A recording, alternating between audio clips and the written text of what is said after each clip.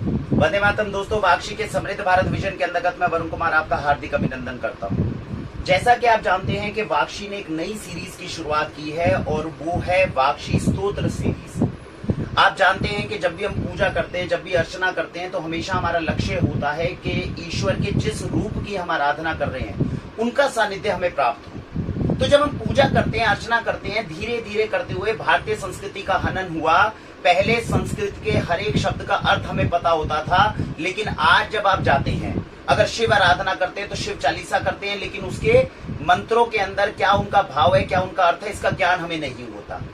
हम अगर माँ भगवती की नवरात्रों में पूजा करते हैं तो संस्कृत में कुछ पढ़ते हैं, तो पढ़ते जाते हैं, रट्टा मारते हैं, लेकिन उनके अर्थों का हमें ज्ञान नहीं होता।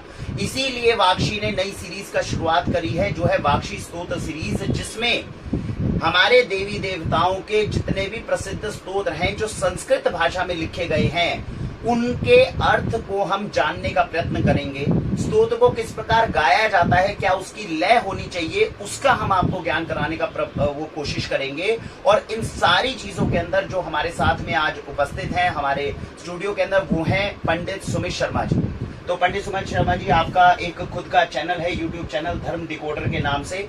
मैं आप सभी को बता दूं कि पिछले सर कितने वर्षों से जो है आप ये जो है धर्म के बारे में जो जागृति है वो करने का मतलब आप कर रहे हैं, और कब से डिजिटली जो है आपने आके ये प्रयास शुरू करा?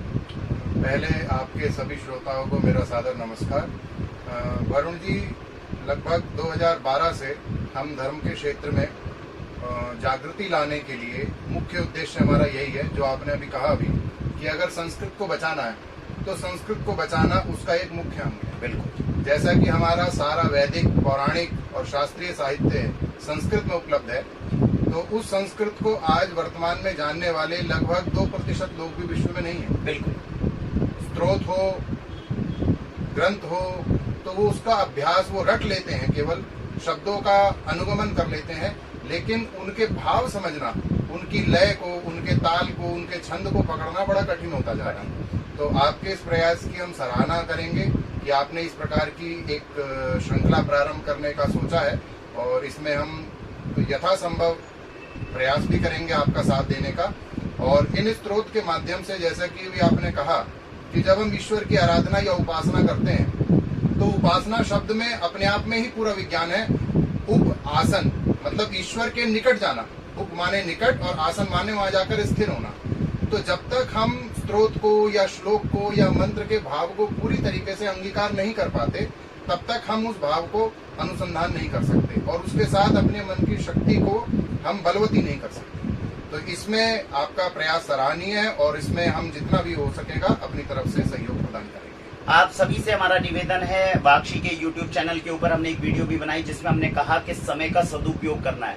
दिन में ऐसा बहुत सा समय है जिसको आप टाइम पास के नाम पर केवल बहा देते हैं।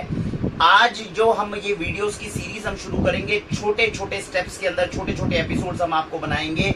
उसके अंदर जो मेजर प्रसिद्ध हमारे स्तोत्र हैं देवी देवताओं की जो उपासना के हैं, उनके संस्कृत के अर्थ को, लय को जब हम समझेंगे, तो जब भी आपको लगे दिन में आप खाली बैठे हैं, उस समय को व्यर्थ ना करें, उसको पानी में मत बहाएं, अपनी भारतीय संस्कृति को जानें, संस्कृत भाषा को जानें, और ये स्तोत्र इसी प्रकार से लर्न करें, ताकि अगर घर में कभी पूजा पाठ का समय हो, घर में आप कभी उपासना करते हैं, तो उस समय पे पंडित जी क्या कह रहे हैं ये भी आप समझ पाएं, और खुद अपनी तरफ से एक अच्छी आराधना कर पाएं, जिसमें हर बार आपको किताबों की आवश्यकता ना हो, हमारी पुस्तकों की आवश्यकता ना हो। ये हमारा लक्ष्य है। तो भारतीय संस्कृति को पुनर्जीवित करने के लिए हम इस सीरीज की शुरुआत करते हैं। मिलते हैं आपसे अगले एपिसोड के अंदर, जिसके अंदर हम किसी भी एक प्रसिद्ध स्तोत्र का, उसका आंकलन करना, उसके सारे अर्थों को जानना, इन सब के प्रयास जो है वो हम शुरू करेंगे।